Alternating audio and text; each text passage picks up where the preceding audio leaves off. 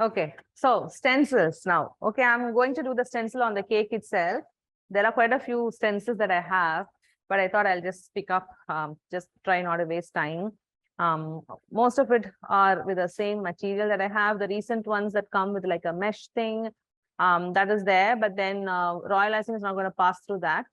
We're just going to have some neutral glaze and some colors mixed up to just have the stencil design transfer onto the cake. So this is like one harvest design. I really like that about this design. It goes really well on traditional wedding cakes. So I'm going to be using this one. I'm going to stencil the top tier, and I have a royal icing with me right here. And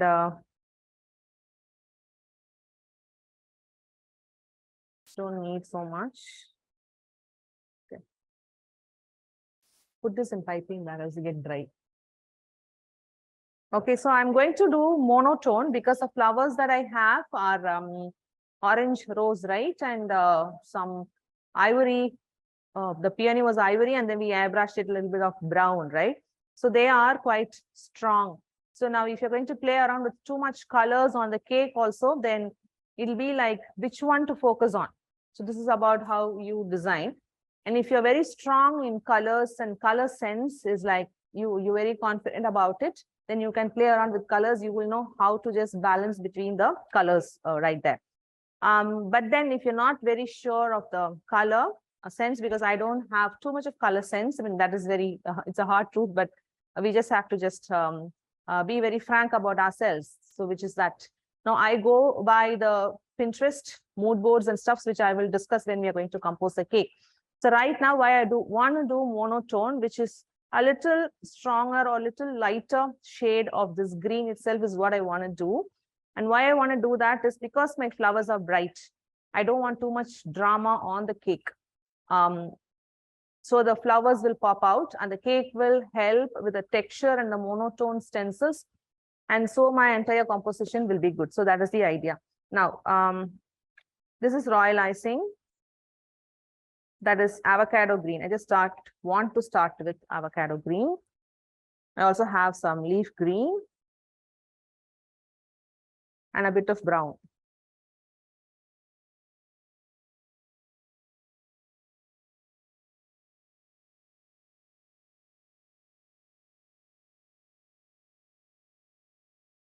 We'll have more of avocado.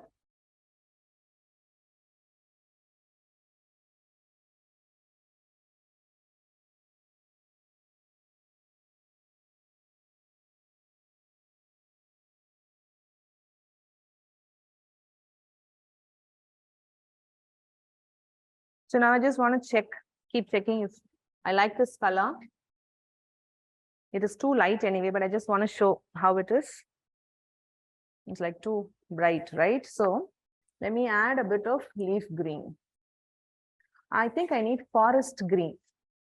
Forest green. Because forest green is a color that was added to the fondant of this tier.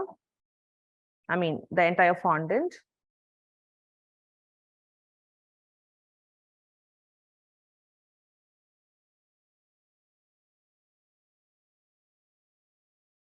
So I'll do a bit of forest green.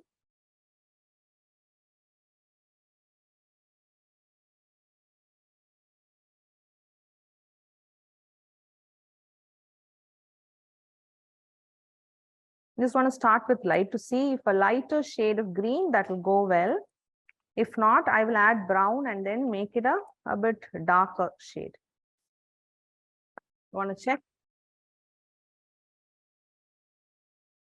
It's still too light. Some more forest green.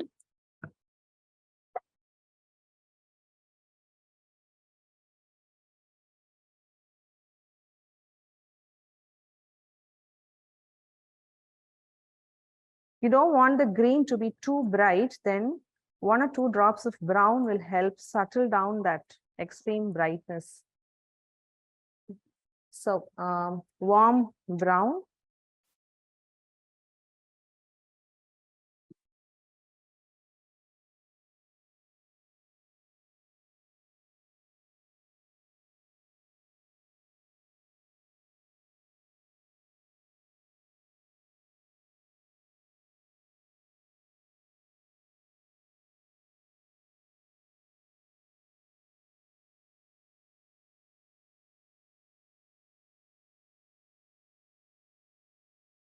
Just want to check the shade.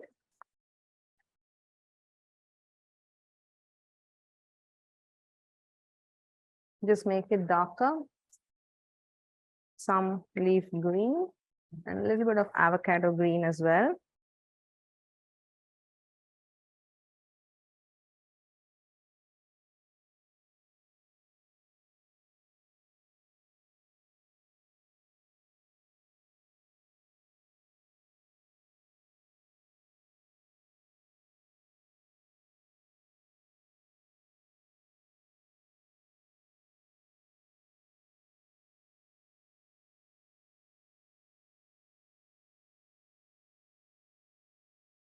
Just checking if it will be good. Can you make it dark?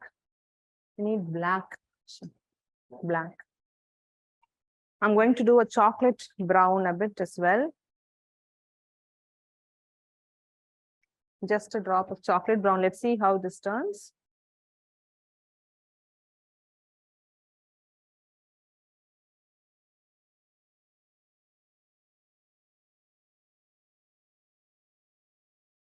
If chocolate brown helps, maybe I'll skip the black.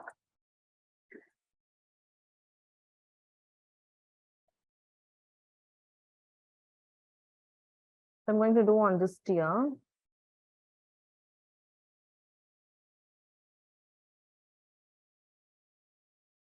One more drop of chocolate brown.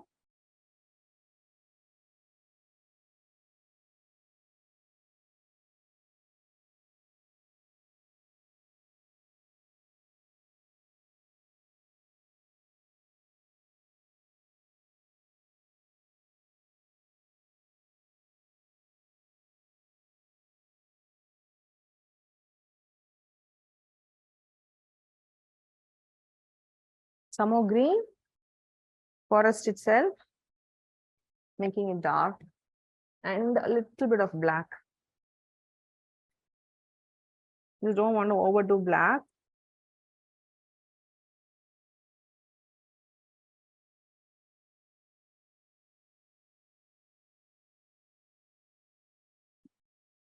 I'm just taking a little bit of the black.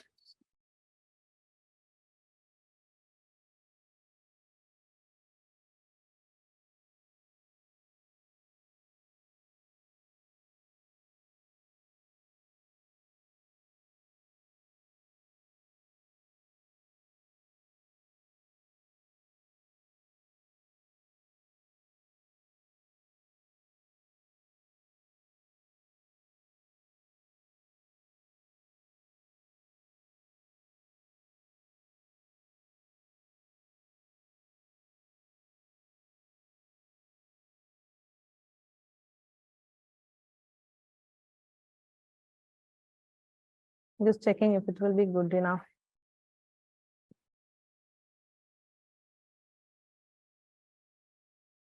A bit more green alone.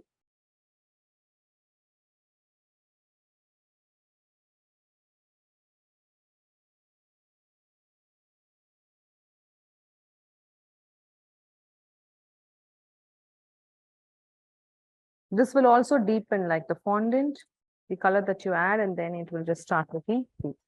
I think I'll go with this. I just want it to be a little different, not the exact shade. I'm not trying to get the exact shade. I'm just trying to get a green that will be different and it will also show, but not be too overpowering. Okay, so with this green color that I have,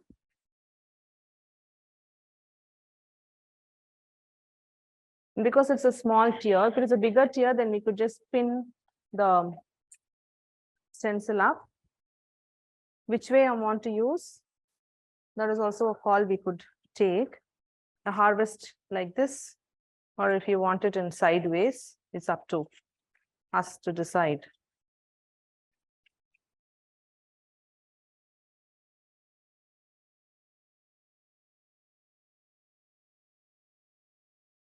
So because it's a smaller tier, I'm able to just hold it by myself.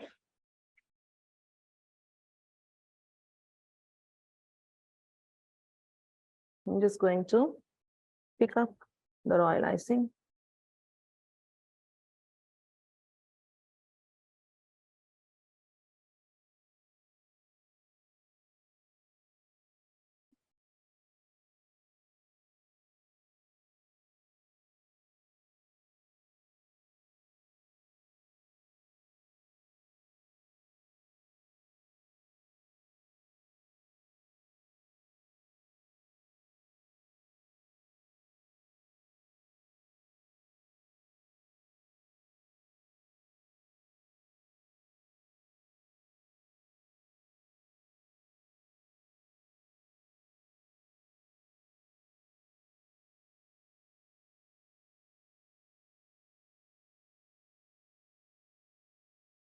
So I wish I could just turn it around to show, but then, because I'm holding it by myself, I may miss out on the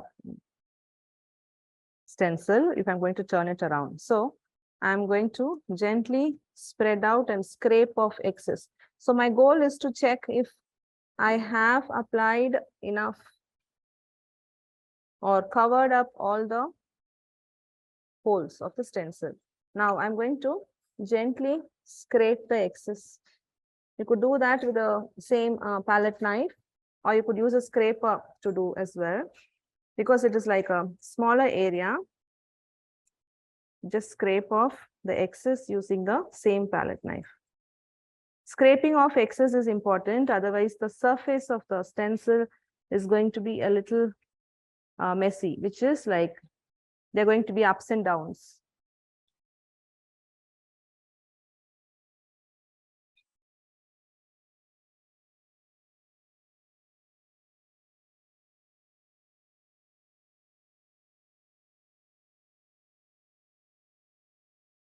So once you're done with it, you just kind of open that.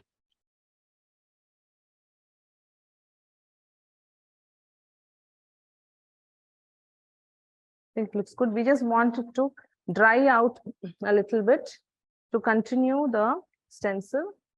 It's a little too heavy. On the other half.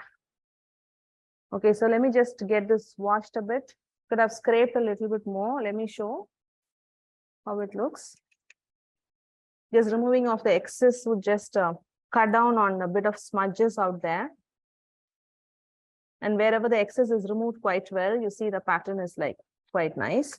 Here, there's a bit of smudge. So on the next part, let me just do it without keeping a lot there. Let me just try to scrape off more.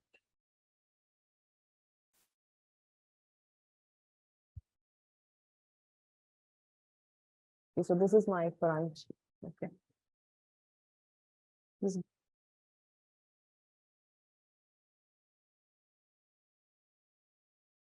So I'll get that washed. And in the meantime, let me allow some time for that stencil to dry. Any questions? Want too much color? It will, if there is too much color, if it is gel colors, it won't bother much. Also, that royal icing was quite dry from the piping bag. It was made yesterday. And from the fridge, it was quite dry. So that extra liquid helped to get the consistency right. Also, if that was a lot of color, then you could add in sifted icing sugar a bit to mix it up, to not make it too runny. Should be only use royal icing. On top of a fondant cake, it is better to use royal icing because they will turn solid and it won't mess up when you touch it. Because it is a fondant cake, you're like having the liberty to go touch all around. When if you use buttercream or ganache, then just touching will just mess up on the design, right? So on top of fondant, use royal icing. And if it is a buttercream cake on top of it, you could use buttercream itself or royal icing or ganache. Anything works, except that you have to be sure about the consistency of working. It can't be like too runny. Otherwise, any medium works on any medium. Technically, a buttercream works on this. But then what happens if you're just going to touch around, just going to poke flowers and then take the flowers and then poke it up on the next place, and then it just gets messy up out there. So much time.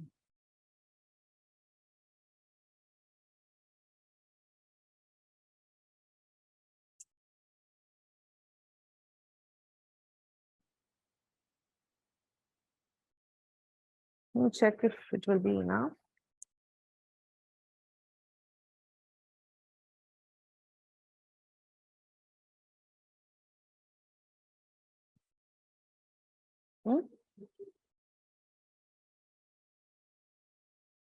Let me try.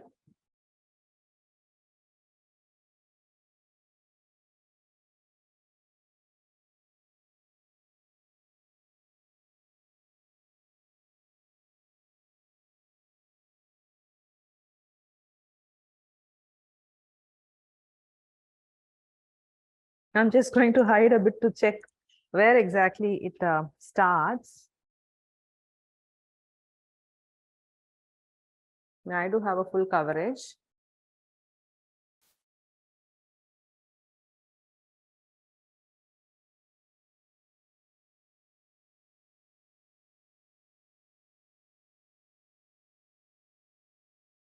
But in fact, this is my front. So I better start up from here.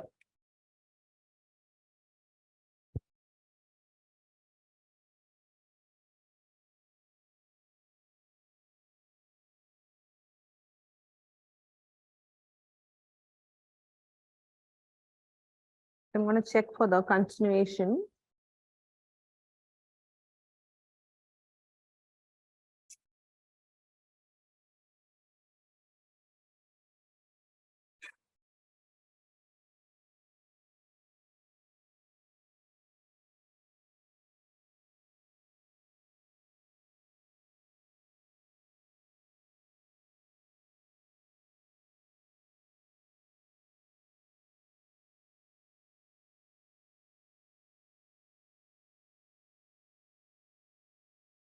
What happened?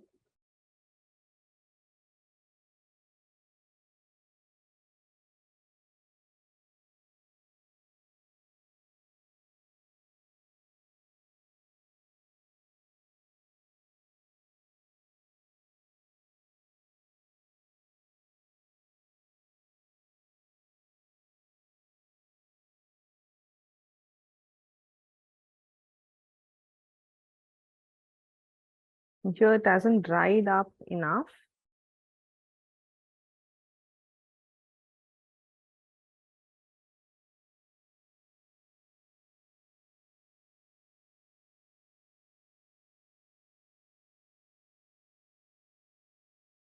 And start, right?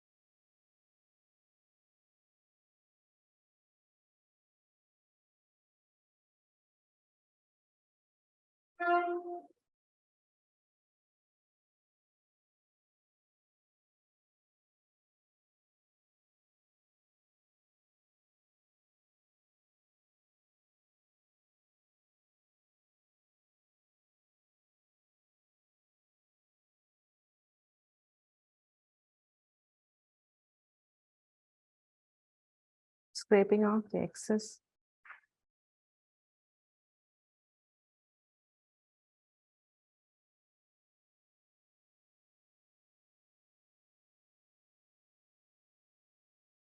I could have allowed a little bit more time for the other side to dry up. Now, if you are doing at home, you will allow for a little more time for each of the sides to get dried up before moving on. Because me holding it all by myself, I might have messed up a little bit on the other side. Now I have scraped out a bit more. Now scraping out a bit more makes it a bit nice and clean. Now I'll also tell you, in case you messed up a bit, I have here, to fix that, you allow it to dry completely. Now, do you see the mess up areas? This parts, okay. I have one small patch at the back. I'm just going to leave it out like that, or to just take some time to fix that as well. I wish this was here at the seam. That doesn't matter. Now the squished up areas like this, and now this I had messed up by holding it with my hand, and I could have avoided this part. I could have avoided by allowing it to dry a little more time. But this was because of not scraping well enough. I'm just going to let it dry completely. And then, so these areas are quite good because of good amount of scraping, the second set that I had done. Now allow it to dry a little bit, and then we could use a toothpick to go in and then remove off the excess that are there in between the designs. So we just let it set for some time. I'm just going to lift this Obviously, it is a bit heavy, but that doesn't matter. Safe on the table. Okay, so I think it is a little bit dark for you to see through, but that is what I want out of a stencil, to be there and to not be there, and like so on the final picture, the stencil is going to show up also nicely because of all the flowers that we will add. Doubts on stencils. The 4 sponges you suggested shelf life 30 days. That's a doubt from somewhere, right? The PDF that was sent to you. Doubts on stencils?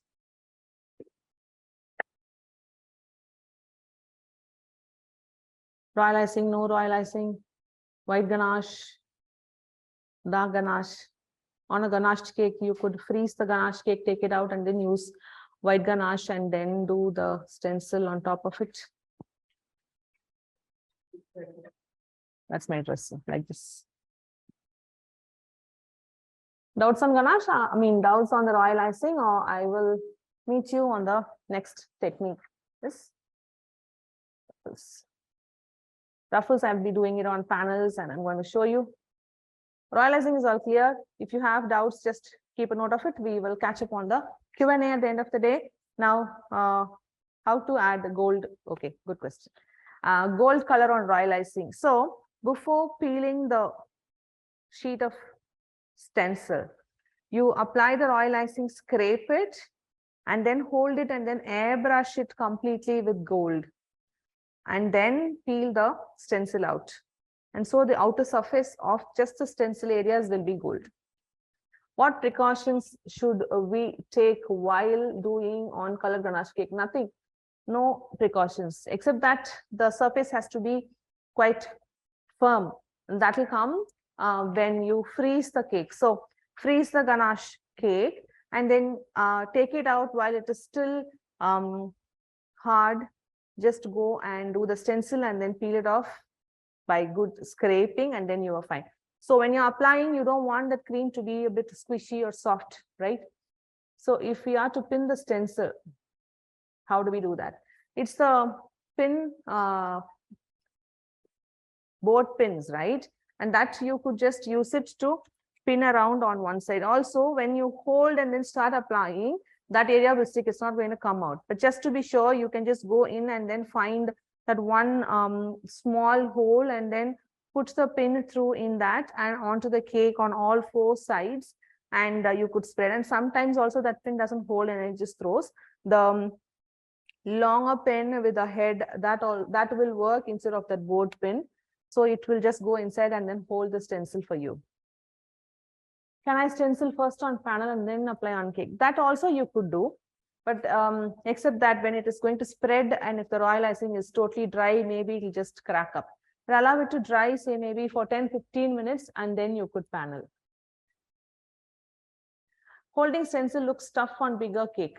See, I could have done the stencil separately on individual tier, and then I could have just placed it during the doweling. That also helps.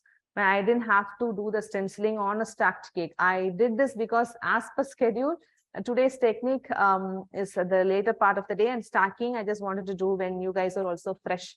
So stacking was done first and then stenciling happened on top of it. Or you could just hold this tiers with you and then sit down and then patiently work on stencil in the tiers. Once that completely dries, and then you could just go on to stacking the cake.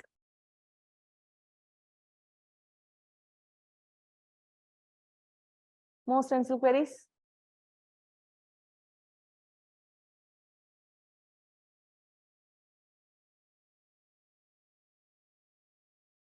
Good enough? So I'll clear and get back on ruffles.